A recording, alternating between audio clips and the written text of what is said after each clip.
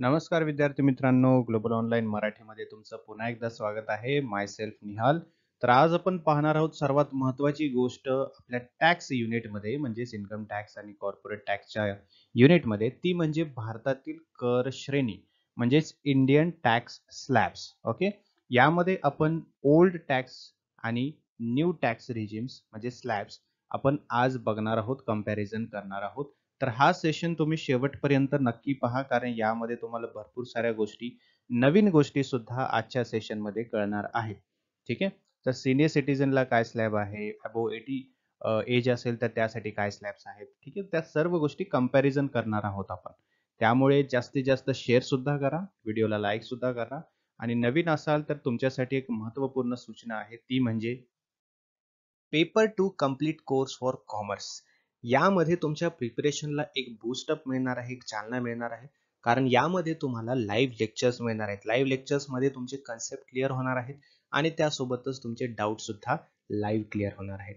त्यासोबतच तुम्हाला मिळणार आहे कम्प्लीट सिलेबस नोट्स, जे की मराठी आणि इंग्लिश या दोन्ही लँग्वेजमध्ये असणार आहेत. त्यामुळे भाषेचा काही यामध्ये एक विषय नाही. फुल सिलेबस मॉक टेस्ट तुम्हाला मिळणार आहे, जेणेकरून तुमचे 10 युनिट जे आहेत त्यावरती तुमची फुल प्रॅक्टिस होऊन जाईल. त्यासोबतच PYQs with explanation, previous year questions, मागील वर्षाचे जे प्रश्न आहेत तुमच्या युनिटवरती विचारलेले, तुमच्या सब्जेक्टवरती विचारलेले, ते तुम्हाला मिळणार आहेत एक्सप्लेनेशन सोबत. मॅरेथॉन्स असणार आहेत, म्हणजेच या मॅरेथॉनमध्ये तुमच्या 10व्या, तुमच्या 9व्या म्हणजे प्रत्येक युनिटवरती तुमचे मॅरेथॉन्स MCQs असणार आहेत, जेणेकरून तुमची प्रॅक्टिस जास्त होईल. 4000 पेक्षा जास्त MCQ सिरीज तुम्हाला मिळणार आहेत. 4000 MCQs प्रॅक्टिस जर तुम्ही कराल तर तुम्हाला कुठलाही प्रश्न घाबरवू शकणार नाही, तुम्हाला क्वालिफाय करण्यापासून अडवू शकणार नाही. त्यासोबतच कम्प्लीट पेपर 1 कोर्स जो आहे तो फ्री मिळणार आहे.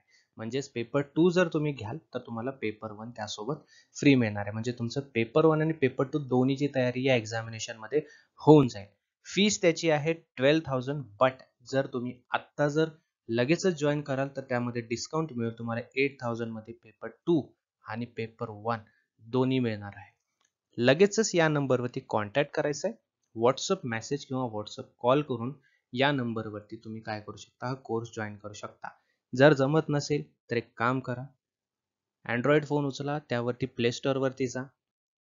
प्ले स्टोअरवरती सर्च करा ग्लोबल ऑनलाईन. आपला लोगो तुम्हाला तिथे दिसेल. इन्स्टॉल करा ॲप्लिकेशन, ओपन करा. ओपन केल्यानंतर तुमचं ॲप्लिकेशन अशा प्रकारे दिसेल, है ना. ओपन केल्यानंतर तिथे तुम्हाला जायचं स्टोअर सेक्शनमध्ये. स्टोअर सेक्शनमध्ये इथे तुम्हाला सर्च करायचं आहे MH set paper two commerce. ठीक आहे, हा कोर्स तुम्हाला तिथे दिसून जाईल. क्लिक करायचं आहे. क्लिक केल्यानंतर असं तुम्हाला एक कंटेंट म्हणून तिथे ऑप्शन दिसेल. कंटेंटमध्ये जायचं आहे. कंटेंटमध्ये सर्व तुमच्या गोष्टी तुम्हाला मिळतील. Mock test, notes, recorded sessions, live sessions सुद्धा तुमचे तिथेच होतील. ठीक आहे, तर अशा प्रकारे तुम्ही ॲप्लिकेशनच्या थ्रू सुद्धा हा कोर्स जॉईन करू शकता. ठीक आहे, तर अजिबातच वेट करू नका, फटाफट जॉईन करा. तुम्हाला डिस्काउंटमध्ये हा कोर्स मिळून जाणार आहे, पेपर 2 आणि पेपर 1 दोन्ही सुद्धा. आलं लक्षात? चला तर सुरू करूया सेशनला. बघा, आजच्या सेशनमध्ये आपण एक गोष्ट पाहणार आहोत की टॅक्स किती द्यावा लागतो, म्हणजेच आपलं इन्कम किती आहे आणि त्यावरती टॅक्स किती द्यावा लागतो. हे पाहण्यासाठी सर्वात प्रथम आपल्याला माहिती पाहिजे की आपलं इन्कम्स कुठल्या सोर्स मधून येत आहे. दॅट मीन्स आपलं इन्कम हेड्स काय आहेत. बरोबर, there are 5 total income heads. एक म्हणजे इन्कम फ्रॉम सॅलरी, दुसरं म्हणजे इन्कम फ्रॉम बिझनेस और प्रोफेशन. ठीक आहे, तिसरं म्हणजे इन्कम फ्रॉम हाऊस प्रॉपर्टी, चौथं म्हणजे इन्कम फ्रॉम कॅपिटल गेन आणि पाचवं म्हणजे इन्कम फ्रॉम अदर सोर्सेस. ठीक आहे, इतर स्त्रोतांमधून मिळणारे उत्पन्न जे आहे तो आपला पाचवा उत्पन्नाचा स्त्रोत आहे, म्हणजेच हेड्स ऑफ इन्कम आहे. ठीक आहे, तर बघा, जेव्हा आपल्याला इन्कम टॅक्स म्हणजेच आपल्याला आपल्या इन्कमवरती किती टॅक्स भरावा लागतो हे पाहण्यासाठी आपल्याला माहिती पाहिजे आपलं टोटल ग्रॉस इन्कम किती आहे. आलं लक्षात? आपलं ओव्हरऑल इन्कम किती आहे, त्यानंतर आपलं ग्रॉस इन्कम किती आहे. मग त्या आधारावरती, आपलं वार्षिक उत्पन्नाच्या आधारावरती आपल्याला किती टॅक्स द्यावा लागतो, किती टक्के आपल्याला टॅक्स गव्हर्नमेंटला द्यावा लागतो, हे आपल्याला कळून येतं. ठीक आहे, जेव्हा आपल्याला कॅल्क्युलेशन करता येतं, म्हणजे जेव्हा आपण कॅल्क्युलेशन करतो तेव्हा आपण टॅक्स स्लॅब्स चेक करत असतो. म्हणजे टॅक्स स्लॅब्सच्या नुसार आपण ते पर्सेंटेज वाईज टॅक्स आपण भरत असतो. ठीक आहे, जर तुम्हाला व्यवस्थितपणे ग्रॉस इन्कम काढता येत नसेल तर तुम्ही एक्स्ट्रा टॅक्स भराल. मग ठीक आहे, अशी चूक होऊ शकते.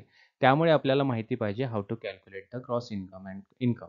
ठीक आहे. त्यासाठी आपण प्रॅक्टिकल सम सुद्धा पाहिलेले आहेत. ते सेशन जर तुम्ही पाहिलेला नसेल, तर तो सुद्धा पाहून घ्या, कसं आपण इन्कम कॅल्क्युलेट करतो ते. ठीक आहे. आता पुढे वळूया. बघा, प्रत्येक इन्कम जो आहे तो मी तुम्हाला समजावून सांगणार आहे आता. जसं की इन्कम फ्रॉम सॅलरी आहे. ठीक आहे. यामध्ये बघा, याच्या अंतर्गत पगारातून जे उत्पन्न मिळतं, याच्या अंतर्गत तुम्ही तुमच्या नोकरीसाठी मिळणारे मासिक उत्पन्न जमा करावे लागते. बरोबर. जर तुम्ही वेतनधारक कर्मचारी असाल, तर तुमचे उत्पन्न पगार या शीर्षकाखाली जमा करता येईल. म्हणजेच तुम्हाला सॅलरी मिळते असं आपण म्हणतो. जर तुम्ही काय असाल तर वेतनधारक असाल किंवा कर्मचारी असाल, एम्प्लॉई असाल, तर तुम्हाला काय मिळतं? सॅलरी मिळते. बरोबर. आता यामध्ये बघा, तुम्हाला मिळणाऱ्या पगारामध्ये मूलभूत पगार जसं की बेसिक सॅलरी असते, गृह भाडं असतं, ठीक आहे, भत्ता असतो, एचआरए त्याला आपण हाऊस रेंट अलाउन्स म्हणतो. ठीक आहे. महागाई भत्ता असतो, डिअरनेस अलाउन्स असतो, ग्रॅच्युटी असते, भविष्य निर्वाह निधी असतो. ठीक आहे. प्रवास भत्ता असतो किंवा इतर कोणतेही भत्ते यांचा समावेश होतो. हे सर्व घटक तुम्हाला तुमच्या नियोक्त्याने दिलेल्या पगार पावतीमध्ये, सॅलरी स्लिपमध्ये तपासता येतात. ठीक आहे. आता या सर्व गोष्टी आपल्याला कशासाठी इम्पॉर्टंट आहेत? तर या सर्व गोष्टी कॅल्क्युलेट केल्या जातात आणि या सर्व गोष्टी कॅल्क्युलेट करून तुम्हाला तुमचं टोटल इन्कम कळतं. आलं लक्षात? मग या गोष्टी जर प्लस प्लस प्लस करत गेलात, तर तुम्हाला तुमचं टोटल सॅलरी किती आहे हे समजून जातं आणि टोटल सॅलरी एकदा तुम्हाला कळाली, की तुम्हाला समजून जातं की आपल्याला किती टॅक्स भरावा लागतो. है ना? जर कंपनी काही घोळ करत असेल, तरी तुम्हाला समजून जातं की किती कंपनी टीडीएस कट करत आहे बाबा. है ना?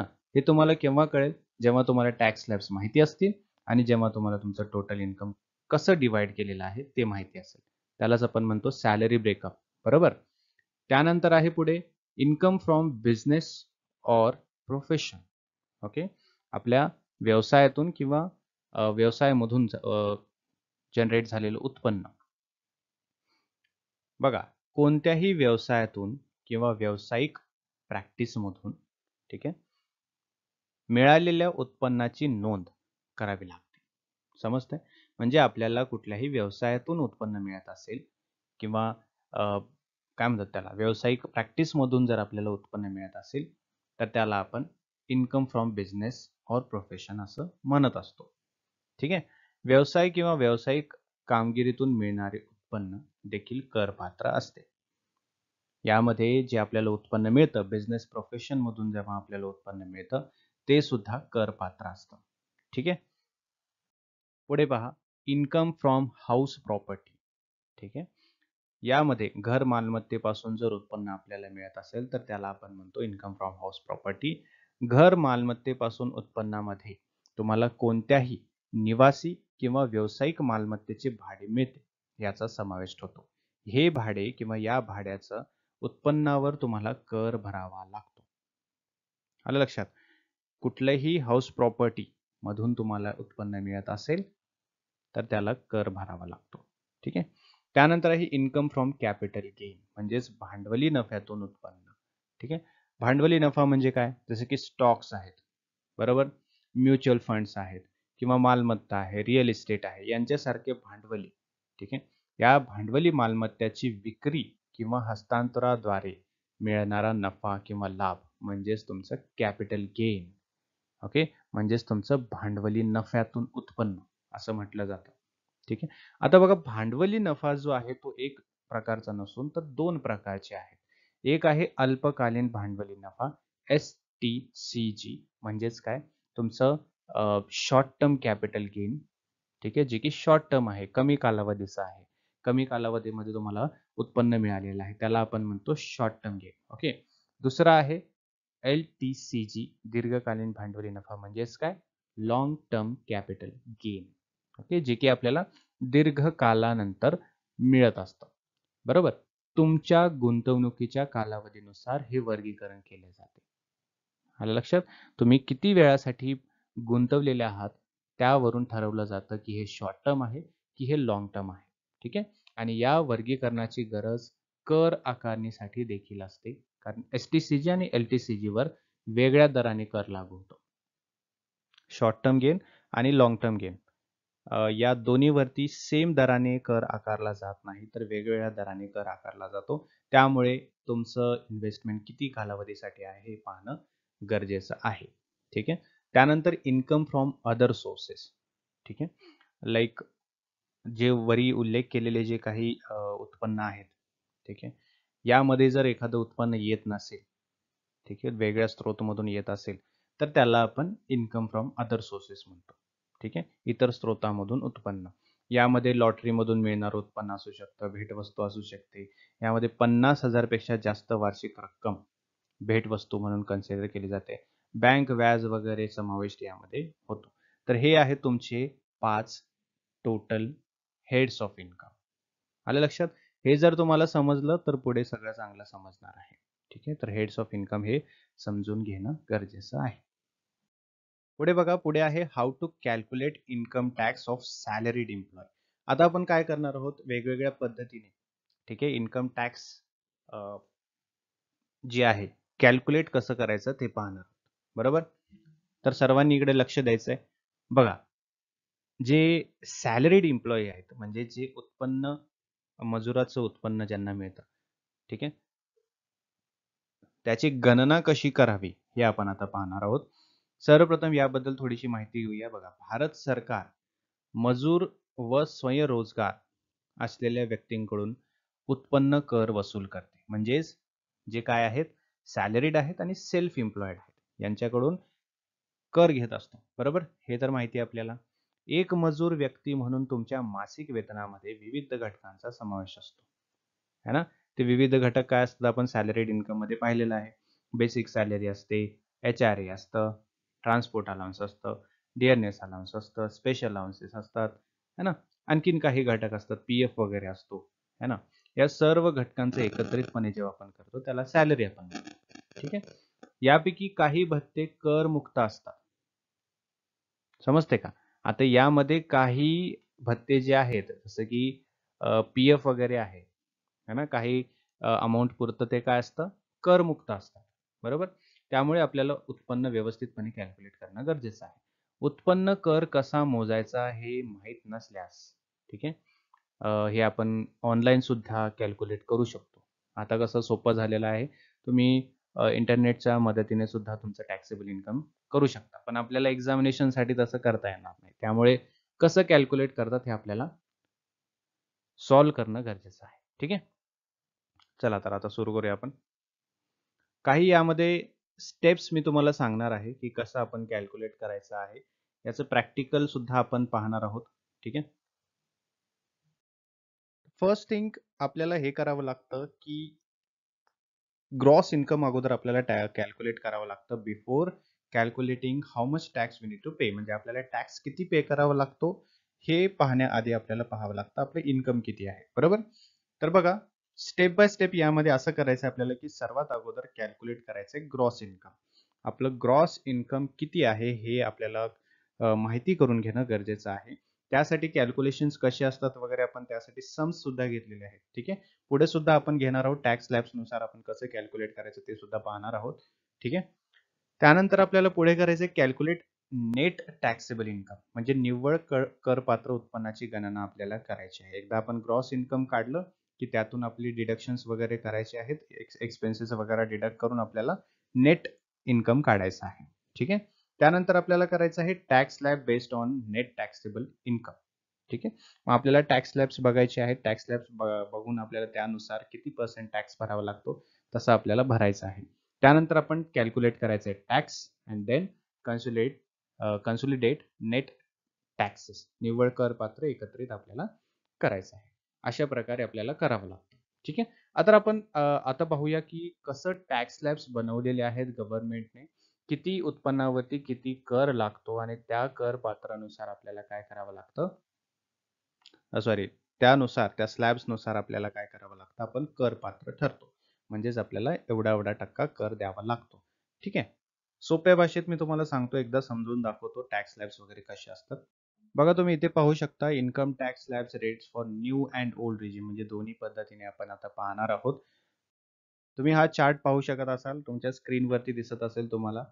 एक साइड दिलेली आहे नेट टॅक्सेबल इन्कम, तुमचं टोटल नेट टॅक्सेबल इन्कम किती आहे. त्यानंतर 2 रकान्यामध्ये आपल्याला पहिला दिलेला आहे न्यू टॅक्स रेजिम स्लॅब. ठीक आहे, अकाउंटिंग इयर 24-25 आणि old tax regime slab accounting year 24-25. ठीक आहे, जे करपात्र आहेत ते दोन्ही पद्धतीनुसार त्यांच्या गरजेनुसार किंवा त्यांना जशा रेजिमनुसार टॅक्स कॅल्क्युलेट करायचं आहे तसं ते करू शकतात. ठीक आहे, ज्या इन्कम टॅक्स स्लॅबनुसार त्यांना टॅक्स भरायचा आहे ते भरू शकतात. ठीक आहे, जर तुमचं उत्पन्न 0, ठीक आहे, ते 2.5 लाखापर्यंत आहे, ठीक आहे, तर न्यू टॅक्स रेजिम आणि ओल्ड टॅक्स रेजिम या दोन्हीमध्ये एक्झेम्प्टेड आहे. आलं लक्षात?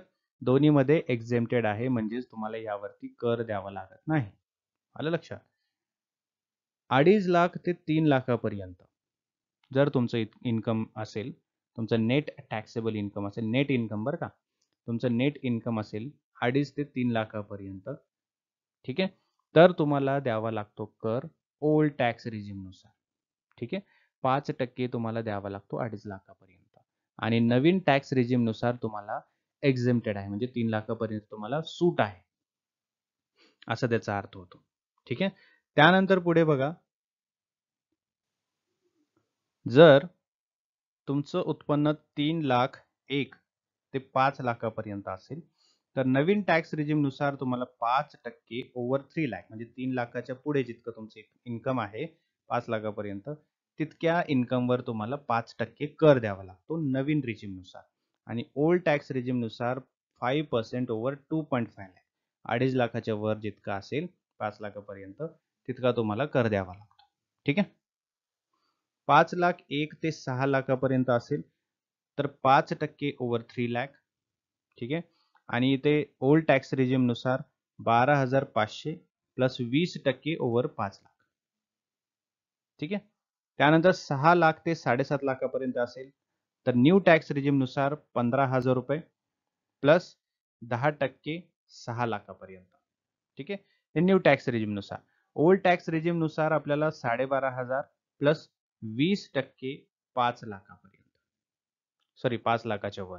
ठीक आहे, 7,50,000 ते 9 लाख असेल, 7.5 लाख ते 50,000 असेल, 9 लाख असेल तर 15,000 प्लस 10% ओव्हर 6 लाख आणि 12,500 प्लस 20% ओव्हर 5 लाख.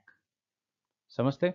त्यानंतर 9 लाख ते 10 लाखापर्यंत 45,000 प्लस 15% ओव्हर 9 लाख आणि ओल्ड टॅक्स रेजिमनुसार 12,500 अधिक 20% 5 लाखाच्या वर. ठीक आहे, जर तुमचं income net taxable income 10 lakh ते 12 लाखामध्ये असेल, ठीक आहे, तर तुम्हाला 75,000 रुपये प्लस 15% 9 लाखापर्यंत न्यू टॅक्स रेजिमनुसार आणि ओल्ड टॅक्स रेजिमनुसार 1,12,500 प्लस 30% ओव्हर 10 लाख. ठीक आहे, 10 लाखाच्या वर. त्यानंतर 12 लाख ते 15 लाखापर्यंत असेल तर 90,000 रुपये प्लस 20% ओव्हर 12 लाख आणि न्यू ओल्ड टॅक्स रेजिमनुसार 1,12,500 ते प्लस 30% ओव्हर 10 लाख. आणि जर तुमचं इन्कम 15 लाखाच्या वर असेल, वार्षिक उत्पन्न 15 लाखाच्या वर असेल तर 1.5 लाख रुपये, ठीक आहे, प्लस 30% 15 लाखाच्या वर आणि ओल्ड टॅक्स रेजिमनुसार 1,12,500 रुपये प्लस 30% ओव्हर 10 लाख. ठीक आहे, आता या ठिकाणी आपल्याला बघायचं आहे tax slab rates, okay, in financial year 23-24 accounting year 24-25 for senior citizen. ठीक आहे, ज्यांचं वय 60 ते 80 इयर पर्यंत आहे, 80 वयापर्यंत आहे. ठीक आहे, त्यांच्यासाठी टॅक्स स्लॅब्स जे आहेत ते अशा प्रकारे आहेत. 0 ते 3 लाखापर्यंत असेल, ठीक आहे, तर नवीन रेजिमनुसार एक्झेम्प्टेड आहे 3 लाखापर्यंत. 3 लाख ते 5 लाखापर्यंत असेल तर 5% आहे 3 लाखापर्यंत. त्यानंतर 5 लाख ते 6 लाखापर्यंत असेल तर 5%च आहे 3 लाखापर्यंत आणि ओल्ड रेजिमनुसार म्हणजेच जुन्या स्लॅबनुसार तुम्हाला 10,000 प्लस 20% 5 लाखापर्यंत.